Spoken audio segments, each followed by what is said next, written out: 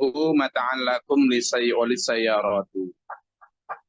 Jadi tetap di surat Al-Maidah ini tentang makanan atau tentang hewan buruan yang dihalalkan. Jadi dihalalkan bagi kalian hewan buruan yang ada di daratan. Tapi untuk yang di lautan, yang ada di lautan maksudnya. Nah sementara yang di daratan beda. Wa hurrima alaikum shaydul barri ma dumtum huruman. Meskipun di luar itu awalnya halal, tapi ketika ikhram menjadi tidak halal. Jadi misalnya kijang atau apa, himar atau apapun yang kijang terutama, misalnya kijang atau payau atau apa ya, yang awalnya halal, tapi kalau sampean dalam keadaan ikhram itu menjadi haram. Nah itu yang disebut di situ sebagai wa hurrima alaikum. Diharamkan buat kalian ketika shaydul barri yang di daratan madum huruman, ketika kamu dalam keadaan ikhram. Ukhila lakum shaydul barri wa ta'amuhu mata'an lakum liwalisayyarati. Sementara yang hewan buruan di laut itu makanan yang dari laut sebagai makanan yang dari laut dihalalkan. Wattaqullaha alladzi ilaihi tusyarun, dan bertakwalah kamu kepada Allah di mana kamu akan kembali kepada Allah. Apapun profesimu, apapun kondisimu, kepada Allah lah kamu. Ja'alallahul ka'batal baital harama qiyamal linnasi wasyahral harama wal hadya wal qala'id. Nah, sebenarnya ya dulu ya, ketika kita lihat Ka'bah itu ya, apa yang dimaksud dengan Ka'bah itu memang sebagai tempat di mana contoh nanti kita di padang mahsyar ya. Kalau sama lihat Ka'bah itu kan orang pangkat, orang rakyat jelata, orang berduit, orang tidak punya berduit, nggak ada itu bedanya di sana. Kalau di depan Ka'bah hanya pakai baju ihram itu semua harus sama. Laki-laki nggak boleh pakai pakaian berjahit, ya hanya satu lembar kain atau dua lembar kain itu, nggak boleh pakai penutup kepala, gitu. Yang diucapkan sama, tidak ada kok kemudian presiden harus di sop depan, rakyat di sop belakang, tidak ada. Untuk menggambarkan betapa nanti di hadapan Allah itu semua sama, semua sama. Nah, semua sama. Kenapa? Karena itulah gambaran bahwa di hadapan Allah itu tidak ada orang yang punya pangkat, tidak ada. Di hadapan Allah semua sama. Kemuliaannya hanya ditentukan oleh ketakwaannya. Apa? Kemuliaannya ditentukan oleh inna akramakum indallahi atqakum. Sudah, tidak ada yang lain, gitu kan? Jadi disitulah letak di mana Allah menggambarkan betapa yang maha kuasa itu Allah, bukan kita, bukan kita. Jadi Ka'bah itu dijadikan rumah suci, ya, qiyamal nasi, untuk bertumput. Ya Allahul Ka'batal Baital Haram, qiyamal nasi, untuk berkumpulnya manusia. Kan tadi di ayat 96 itu kalimatnya wattaqullahan ladzi ilaihi tusyarun. Bertakwalah kepada Allah. Bertakwalah kepada Allah. Kenapa? Karena kepadanya lah kamu akan dikumpulkan, kan gitu. Nah, maka di ayat yang 97 ini menunjukkan bahwa Allah mengumpulkan manusia itu di Ka'bah supaya manusia percaya bahwa memang nanti di akhirat itu akan ada hari berkumpul juga. Dan kondisinya ya seperti ketika manusia berada di Ka'bah itu, semua manusia tanpa apa-apa. Kalau malah dulu di masa jahiliyah itu kan, sebelum Nabi Muhammad SAW datang itulah ada haji juga, tapi hajinya orang jahiliyah itu kan nggak pakai baju sama sekali. Jadi dia telanjang bulat, menggambarkan bahwa nanti manusia juga akan dikumpulkan tanpa baju. Tapi Islam enggak merubah itu, hajinya ya tetap harus bertutup aurat, cuma memang tanpa atribut apa-apa. tidak boleh bawa perhiasan, tidak boleh apa, semuanya benar-benar bersih di hadapan Allah. Dan itu menjadi semacam simbol, ya, semacam simbol betapa nanti manusia dikumpulkan di hadapan Allah juga dalam keadaan sama, dalam keadaan yang sama, bahwa dia adalah manusia tanpa embel-embel, itu terutama. Ya. Nah, kemudian bulan haram. Wasyahrul harama. Apa bulan haram? Bulan haram itu adalah bulan satu, ada 4 bulan ya. 4 bulan yang disebut dengan bulan haram. Yakni bulan Zulqaidah, bulan Zulhijjah, bulan Muharram, dan bulan Rajab. Ya, itu. Jadi bulan Zulqaidah, bulan Zulhijjah, bulan Muharram, dan bulan Rajab. Jadi kalau di situ disebut wasyahrul harama, maka syahrul haram disebut itu adalah 4 bulan itu. Apa aja? Bulan Zulqaidah, bulan Zulhijjah, bulan Muharram, dan bulan Rajab. Wal hadiyah, apa yang dimaksud al hadiyah? Yaitu hewan yang menjadi denda atas pelanggaran larangan ihram. Ya.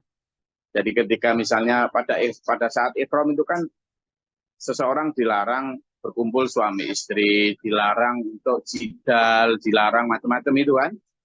Termasuk dilarang berburu. Misalnya dia melanggar, maka ada yang disebut al-hadi. Apa itu? Yakni hewan yang kemarin disebutkan dalam ayat sebelumnya, hewan yang menjadi denda atas pelanggaran larangan ihram. Yang akan disembelih di tanah haram juga nanti harusnya. Lalu wal qalaida, apa qalaida itu? Qalaida adalah hewan yang diberi kalung sebagai tanda akan disembelih di tanah haram. Ya, semuanya merupakan tanda keagungan Allah sebagai simbol Allah dalam memelihara Ka'bah dan bumi. Ya.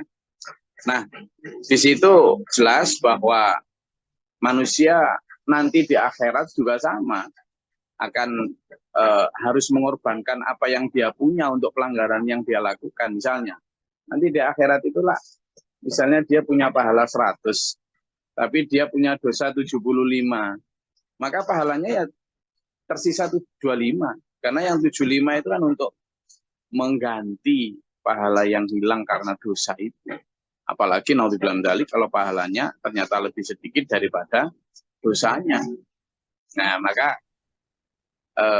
simbol pada saat haji maupun pada saat umroh, di mana kemudian melakukan pelanggaran itu ya, al-hadiyahnya itu atau hadiyunya itu kan hewan yang sama dengan seperti hewan buruan yang telah dibunuh. Dan ayat yang sebelumnya itu kan disampaikan sama, jadi fajaza'u mithla ma qatala minan na'am ya. Jadi hukumannya adalah mithlu ma qatala, seperti yang dia bunuh. Makanya di akhirat itu sama. Jadi menerima apa seperti yang di wattaqullaha alladzi ilaihi tusyarun. Kenapa? Dzalika lita'lamu annallaha ya'lamu ma fis samawati wa ma fil ardi. Itu semua agar kalian tahu bahwa sungguhnya Allah Maha mengetahui apa yang ada di langit dan yang ada di bumi. Wa anallaha bikulli syai'in alim, bahwa sungguhnya Allah juga mengetahui apapun di muka bumi. Yang terakhir ayat 98. Ya'lamu annallaha syadidul iqab wa annallaha ghafurur rahim. Nah, ini biasanya adalah untuk menjawab pertanyaan orang. Itu sebenarnya Allah itu kok kejam sih pakai bikin neraka, kenapa nggak bikin surga aja misalnya. Loh, nggak bisa begitu. Manusia ke surga dan neraka lah sudah diberi kebebasan oleh Allah. Apakah dia ke surga atau ke neraka lah kebebasan dari Allah. Sudah dikasih kebebasan, kamu mau surga, ya silakan beramal baik. Kamu mau ke neraka, ya silakan tidak beramal baik, kan gitu. Jadi sudah menjadi pilihan kita sendiri. Nah, maka di sini disebutkan Allah itu sangat keras siksanya, tapi Allah juga sangat maha pengampun. Ketahuilah, anallahu syadidul iqab, Allah sangat keras siksanya, tapi wa anallahu ghafurur rahim, Allah juga sangat pengampun dan sangat penyayang. Nah, zaman milih mana? Mau milih siksa atau mau milih ampunan? Mau milih kasih sayang atau mau milih murkanya? Itu kita sendiri. Gitu. Jadi Allah berfirman, wahadainahu najdain, dan kami berikan kamu dua jalan. Jalan ke kiri mudah, nikmat sesuai nafsu, tapi itu menuju murkaku, menuju siksaku. Jalan ke kanan berat, nggak sesuai nafsu, tapi itu menuju surgaku. Loh, kita sekarang mau milih kemana? Loh gitu loh. Gitu loh. Oke, itu i'lamu, ketahuilah. Oke, silakan. Mungkin ada yang mau disampaikan atau ditanyakan. Saya masih daripada saya nyetir nanti malah nggak fokus, makanya saya minggir ini sambil ngetir. Silakan. Ada yang mau disampaikan, monggo. Atau ditanyakan atau dinyatakan, silakan. Assalamualaikum Gus. Ya silakan. Iya. Ini yang selama ini saya cari-cari gitu. Ayat 96 ini kok Allah membedakan gitu antara hewan yang ada di laut atau di air dan yang ada di darat. Saya dulu pernah bertanya gitu ya. Kira-kira filosofi apa gitu Allah bisa membedakan kalau seandainya binatang laut atau air itu mati, itu bukan bangkai. Dan ini di dalam ayat 96, dalam waktu kita berihram, kita tidak boleh memakan makanan yang diharamkan, yaitu adalah binatang yang berada di darat ketika kita berihram. Sementara yang dari laut atau air itu dibolehkan. Ini kira-kira apa Gus gitu? Yang membedakan, Allah bisa membedakan seperti ini karena apa kira-kira gitu Gus? Assalamualaikum warahmatullahi wabarakatuh. Oke, salam. Jadi menurut saya gini, lautan itu kan, bumi ini kan sekitar 75% kan berisi air. Dan sebagian besar di laut ya. Sehingga laut itu sudah dianggap suci dan menyucikan. Itu yang pertama. Yang kedua, laut itu menjadi tempat hampir seluruh jenis spesies tanpa kecuali. Hiu itu sebenarnya kan kalau mengikuti aturan bahwa hewan yang bergigi tajam itu kan haram, bukan? Haram, bukan? Termasuk misalnya ikan manta atau ikan pari yang ekornya itu kan berbisa. Itu kan kalau menurut hadis yang menyatakan bahwa hewan berbisa juga haram, dia kan juga harus haram. Nah, ada diskresi atau ada semacam pembeda pengecualian. Laut itu menjadi tempat di mana semua menjadi halal. Tidak ada yang istilahnya bangkai di laut. Kecuali, maksudnya yang halal itu adalah apa yang ada di laut, bukan apa yang dibuang ke laut loh ya. Jadi misalnya binatang darat yang kemudian jadi bangkai lalu terbuang ke laut, dia tidak lalu menjadi halal loh ya. Misalnya bangkai anjing atau bangkai kerbau lalu terbuang ke laut, bukan itu, tapi binatang yang di laut. Alasan itu yang akan menyucikan semua yang ada di situ. Itu yang pertama. Yang kedua, hewan yang ada di laut itu makanannya itu rata-rata hampir sama. Makanannya itu nggak ada makanan yang berupa najis atau apa segala macam, nggak ada. Karena semua sudah tersucikan. Makanan binatang laut yang semuanya dari laut, dari air itu. Nah, sementara yang di darat, misalnya yang diharamkan, anjing, babi, itu kan jelas makanan-makanan yang sangat kotor dan seperti itu. Gitu. Binatang yang diharamkan di darat itu misalnya babi, kemudian hewan yang menjisikkan atau hewan di dua alam dan lain sebagainya. Jadi, nah yang diharamkan oleh Allah pada saat ihram itu kan orang nggak mungkin ihram berburu ke laut. Yang kedua, ihram dilarang memakan daging buruan yang bahkan ketika tidak ihram halal. Itu menunjukkan bahwa ihram itu harus fokus hanya beribadah, tidak untuk berburu. Jadi yang dimaksud dilarang yang di darat itu bukan dilarang selamanya, tapi hanya dilarang pada saat ihram. Hanya dilarang pada saat ihram. Sementara di luar ihram, beberapa binatang yang tidak disebutkan keharamnya menjadi halal semua. Gitu. Seperti bahkan berburu ayam sekalipun kalau pada saat ihram yang menjadi haram. Gitu. Jadi itu hanya tentang waktu dan tempat. Tapi menurut saya apa alasan Allah menghalalkan yang di laut dan mengharamkan yang di darat?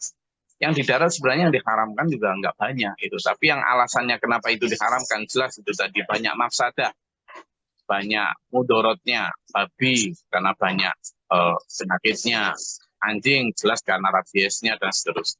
Sementara berbisa juga begitu. Nah sementara yang di laut, wallahu a'lam bisa jadi karena semua binatang yang ada di laut itu sudah terbebas dari mudorot-mudorot itu. Sangat mungkin seperti itu. Gitu Bapak. Oke. Oke, ada lagi? Matur nuwun. Oke. Yuk. Lagi posisi di mana Pak Bahrul? Di Surabaya, Gus. Oh, siap, siap. Siap. Bulangnya sedang tak gantiin ini, Pak. Ada lagi silakan yang mau ditanyakan? Mungkin Gus menambahkan mungkin. Silakan, Pak. Sudah banyak lah bukti bahwa kebenaran Al-Quran itu yang telah diteliti seperti puasa. Nah, yang terakhir itu saya mendapatkan tentang masa idah gitu. Kenapa masa idah perempuan itu ada yang 3 bulan kalau nggak salah yang dia janda mati. Terus kalau 4 bulan itu yang janda cerai. Ternyata itu ada hasil penelitiannya itu yang saya baca. Yang luar biasa menurut saya. Oh, itu ternyata gitu. Baru terungkap setelah diteliti. Dan penelitinya adalah orang yang bukan Islam dan akhirnya dia masuk Islam karena itu. Itu aja Gus. Terima kasih. Assalamualaikum warahmatullahi wabarakatuh.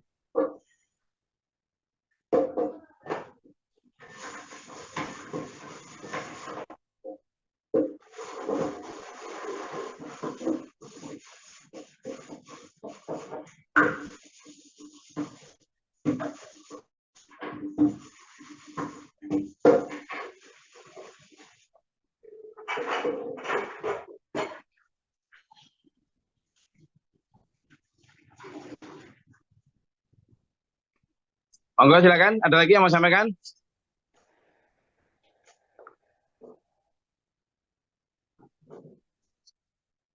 Oke, terima kasih Pak Bahrul. Itu tadi beberapa manfaat. Oke.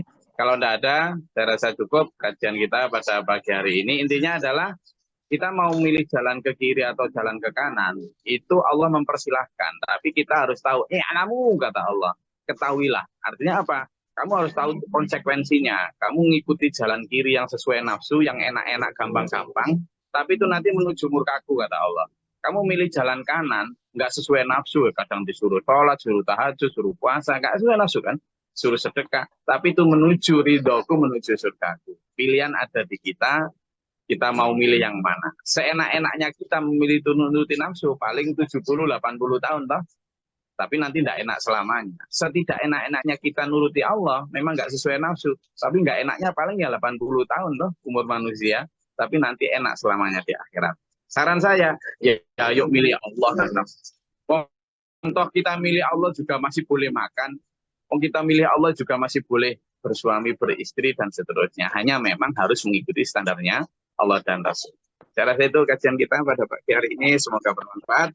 Di sini lagi hujan rintik-rintik.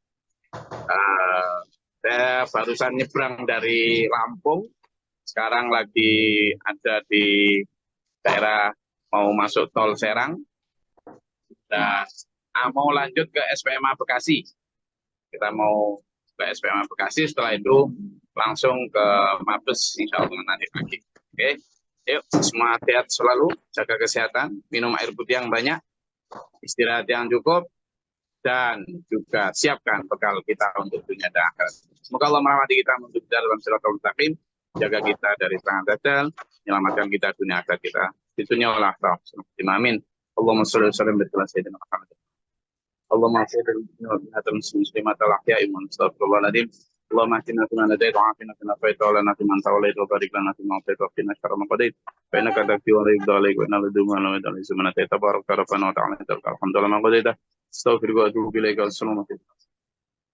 اللهم ادفعنا البلاء والوباء بدل حسدنا ونسينا شيئا فينكف ربنا نسينا ودنا سيئنا ومن ظالمين ربنا ومن ظالمين اللهم ارفع درجاتنا في الدنيا والآخرة. اللهم فاطر السماوات والعالم الغيب وشهادة رب كل ما وشهادة لا اله الا انت اعوذ بك من شر ما في شرك اعوذ بالله من جد البلاء والوباء والشر ومن سلك الهدى والتقوى والفقر والغنى. اللهم افتح لنا برحمتك اللهم انزل علينا رحمة بيد الفضل الامطار والحجر. ربنا اتنا في الدنيا حسنة وفي الآخرة حسنة وقنا عذاب النار وفي الليل والآخرة من الوزية والدرجة الله. وانا رب العزة ما سنا سلام Alhamdulillah rabbil alamin. Wassalamualaikum warahmatullahi wabarakatuh. Waalaikumsalam warahmatullahi Warahmatullahi wabarakatuh.